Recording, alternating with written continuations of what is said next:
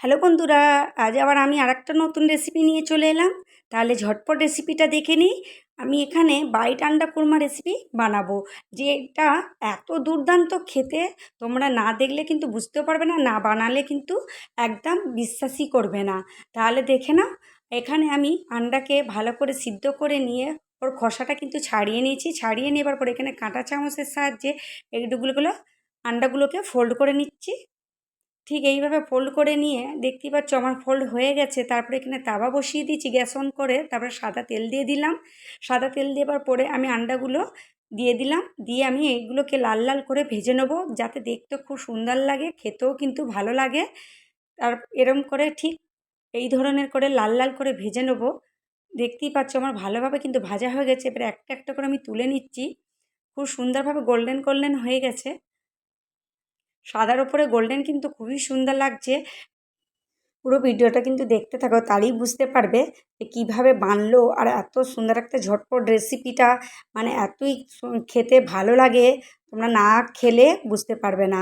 তারপরে আমি ওই তেলে দিয়ে আমি পেঁয়াজ দিয়ে দিলাম। তারপরে দেখছি এখানে আওয়াজ হচ্ছিল, একদম হনুমানের ছাতে ভর্তি হয়ে গেছে। আমাদের বাড়িতে কিন্তু আমাদের ছাতে রোজ প্রায় আসে। রোজ তোমাদের এখানে কি আসে?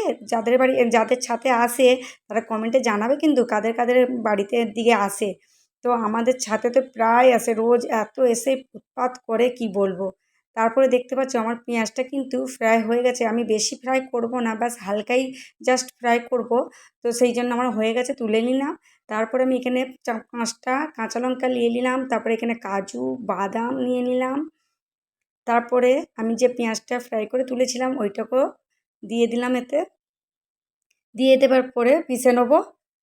তারপরে এখানে আমি গরম মশলা নিয়ে নিলাম, যেগুলো আমি পুরো গোটা মশলা নিয়ে নিয়েছি। দেখতেই পাচ্ছ কী কী আছে সব মশলা। তারপরে আমি ওই তেলেতেই দিয়ে দিলাম। দিয়ে দেওয়ার পরে একটু ফ্রাই করে নিই। তারপরে আমি ওতে ফের মানে পেঁয়াজ কেটে রেখে দিয়েছিলাম, পেঁয়াজগুলো দিয়ে দিলাম কুচি করে। দিয়ে এটাকেও হালকা ফ্রাই করব, বেশি ফ্রাই করব না, কেন বাইটা আন্ডা কুরমা তো করব। তো সেই জন্যে আমি লাল করব না, ব্যাস হালকা খালি একটু করে নেবো। তারপরে আমি এখানে দিয়ে দিচ্ছি 1 চামচ আদা রসুনের পেস্ট। দিয়ে এটাকে ভুনে নেবো। পুরো ভিডিওটা কিন্তু দেখতে থাকো, তাহলেই বুঝতে পারবে। তারপরে এখানে দিয়ে দিচ্ছি 1 বাটি দই, যেটাকে ফেটে রেখে দিয়েছিলাম ভালো করে। কিন্তু গ্যাসটা মিডিয়াম রাখবে, তাহলেই ফাটবে, মানে দইটা ফাটবে না। ভালো করে নেড়ে চেড়ে নেবে গ্যাসটা মিডিয়াম রেখে। তারপরে আমি যে পেঁয়াজের পেস্টটা বানিয়ে রেখে দিয়েছিলাম ওইটাও দিয়ে দিলাম। দিয়ে ভালো করে নেড়ে চেড়ে নিচ্ছি। নেড়ে চেড়ে নেবার পরে আমি এতে দিয়ে দিচ্ছি নুন। স্বাদ মতো নুন দিয়ে দিচ্ছি। স্বাদ মতো এখানে মরিচের গুঁড়ো দিয়ে দিচ্ছি। স্বাদ মতন এখানে দিয়ে দেবো জিরে গুঁড়ো। আমি আর এতে কিচ্ছু মশলা ইস্তেমাল করব না, কেন আমি বাইট আন্ডা কুরমা রেসিপি বানাচ্ছি, সেই জন্য এতে হলদি গুঁড়ো আর লঙ্কার গুঁড়ো দেবো না, কেন ওতে কালার চেঞ্জ হয়ে যাবে। তারপরে এটাকে ভালো করে নেড়ে ছেড়ে নিচ্ছি। তারপরে এতে দিয়ে দিচ্ছি কস্তুরি মেথি। যদি তোমাদের কাছে থাকে তাহলে দিতে পারো, না থাকলে না দিতে পারো। আর কস্তুরি মেথিটা দিলে কিন্তু খুবই ভালো লাগে খেতে, টেস্টও আসে আর খুশবুটাও কিন্তু খুব ভালো লাগে। তো এইভাবে নেড়ে ছেড়ে নিলাম। নেড়ে চেড়ে নেবার পরে ওতে একটু জল দিয়ে দিলাম, যেটাতে মানে পেঁয়াজ বেটেছিলাম, পিষেছিলাম, সেইটা থেকে নিয়ে একটু জল দিয়ে একটু করে দিয়ে দিলাম। দেখতেই পাচ্ছ।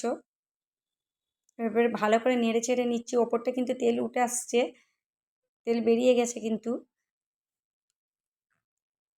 যারা আমার সাথে এখনও আছো, ভিডিওটাকে লাইক করোনি তারা লাইক করে দাও প্লিজ। যারা সাবস্ক্রাইব করোনি প্লিজ সাবস্ক্রাইব করে দাও। আর তারপরে আমি এখানে দিয়ে দিচ্ছি দুধ।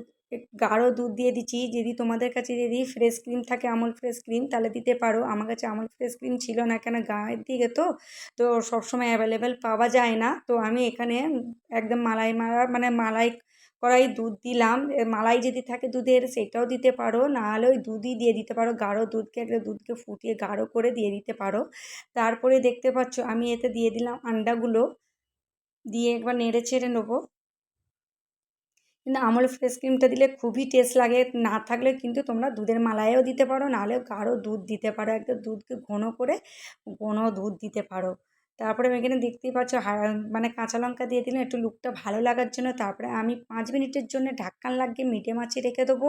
5 মিনিট পর দেখায়, দেখতেই পাচ্ছ খুব সুন্দর লুক এসেছে, এত সুন্দর মানে লাবণীয় হয়েছে কি বলবো, এতই ভালো লাগছিল, মানে খুশবু খুশবু ভরে গেছে, এত টেস্ট হয়েছিল, মানে এইটা ছেড়ে মানে আর কিচ্ছু সবজি মানে আমাদেরকে মনেই যাচ্ছিল না খেতে, আমরা এইটা দিয়েই খেয়েছিলাম। তা তোমরা চাইলে পরোটার সাথে খেতে পারো, নাহলে রুটির সাথে, পুরীর সাথে, ভাতের সাথে। আর আমরা বাঙালি, ভাতের সাথে নাহলে আমাদের মজাই লাগে না, তো আমরা ভাতের সাথেই খাই। তো খুবই ভালো লাগে, যেরকম মন যায় মানে মন করে সেরকম করেই করতে পারো, খেতে পারো। এরকম করে একবার জরুর মানে ট্রাই করবে, তাহলেই বুঝতে পারবে, নাহলে বিশ্বাস করবে না যে সত্যি করে রেসিপিটা সত্যি ভালো হয়েছিল কি না। তাহলে আমার ভিডিওটা লাইক করে দিও, সাবস্ক্রাইব করে দিও, কমেন্টে জানিও কিন্তু। বাই।